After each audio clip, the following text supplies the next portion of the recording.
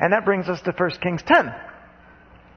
We read that when the Queen of Sheba heard of Solomon's fame, which brought honor to the name of the Lord, she came to test him with hard questions. Sheba is apparently in Africa, maybe in the area of Ethiopia. Well, she arrived in Jerusalem with a large group of attendants and a great caravan of camels loaded with spices, large quantities of gold, precious jewels.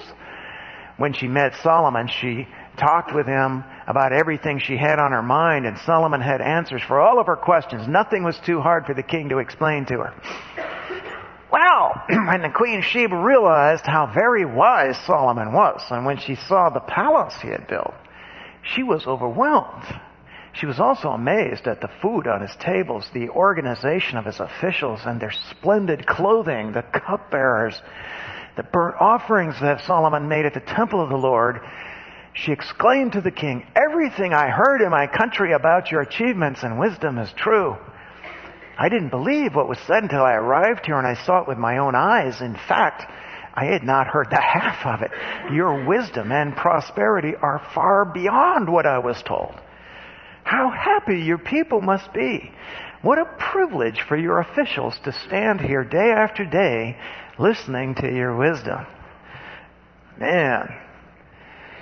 I don't know. I don't think anyone really needs to hear this kind of thing about themselves.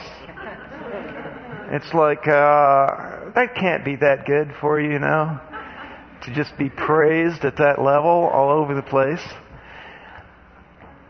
Anyway, she says, "Praise the Lord your God, who delights in you and has placed you on the throne of Israel. Because of the Lord's eternal love for Israel, He's made you king so that you can rule with justice and righteousness." And there's a big exchange of gifts again.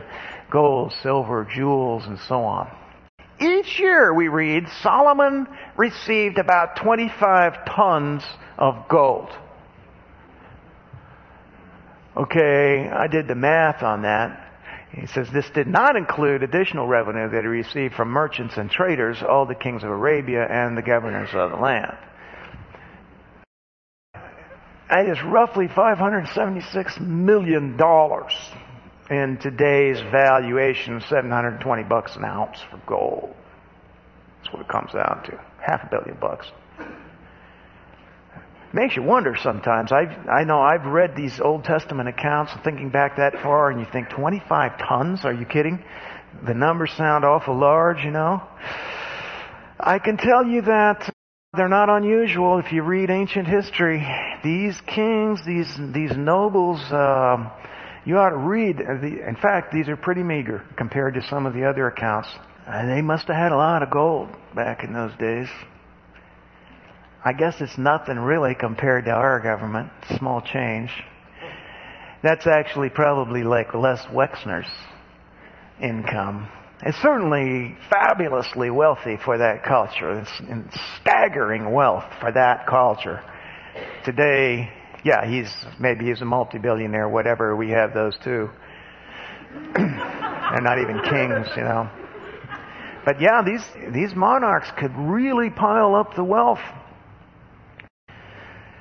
And that's what this whole section is just kind of hammering home, is how extremely wealthy he became. He made 200 large shields of hammered gold, each weighing more than 15 pounds. He also made 300 more smaller shields of hammered gold, which weighed about 4 pounds each.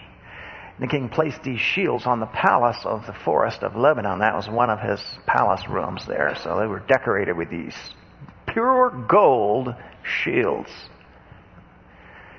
Really laying the wealth out. Then the king made a huge throne, decorated with ivory and overlaid with fine gold. The throne had 6 steps and a rounded back. There were armrests on both sides of the seat, and the figure of a lion stood on each side of the throne. There were also 12 other lions, one standing on each end of the 6 steps. No other throne in all the world could be compared with it. I was reading the Bible to my grandkids the other day, and they had a picture of this. There's the steps. This is the Queen of Sheba. They had a picture Bible here.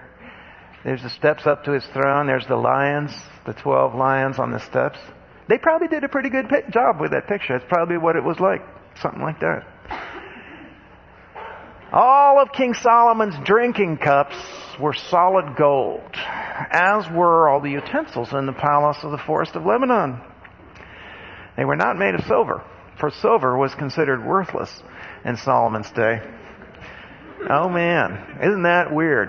Now a silver cup, that would be quite a treasure for an ancient person, a cup made out of actual silver. And yet here we're at a point where silver has become worthless. And so what we have is the principle of vanishing returns at work clearly here. It's like everything out of the wealth and success is all relative. You get one level of success and you think, oh man, if I could just get to this level of success, this level of wealth, that would be so awesome, man. If I could have that kind of car, if I could just have this kind of spread and so forth. And so you get there and then that's just sort of like, that's commonplace now. So that's just no big deal. And now it's the other thing. And so it's kind of a moving target. It's kind of like that mirage that you see in the desert or on a hot day driving down a flat road, and it always recedes in front of you, it just keeps moving away.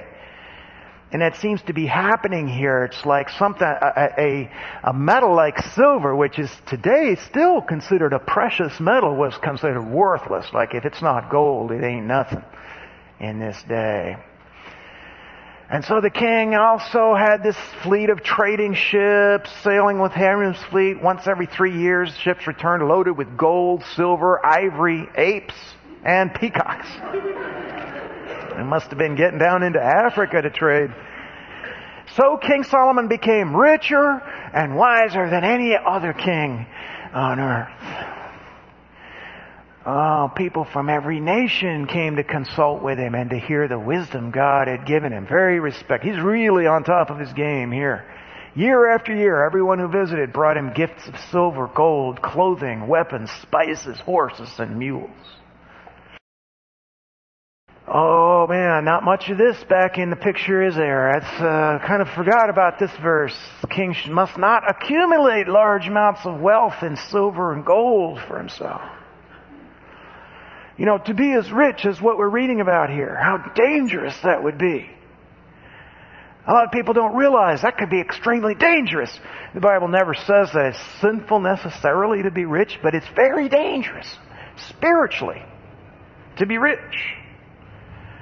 That has a corrosive effect on your spirituality.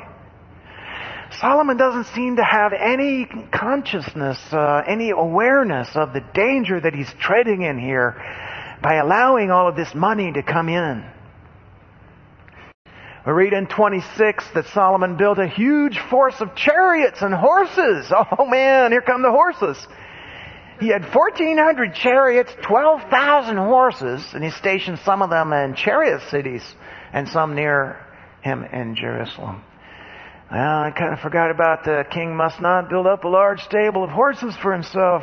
You almost get the feeling that our author of 1 Kings is kind of commentating on that earlier passage, don't you? It's kind of like he's got Deuteronomy in one hand and 1 Kings, and he's just looking back and forth. Don't do this. He did it. Don't do that. He did that too. And so on it goes. Oh, the king made silver as plentiful in Jerusalem as stone, and valuable cedar timber was as common as the sycamore fig trees that grow in the foothills of Judah.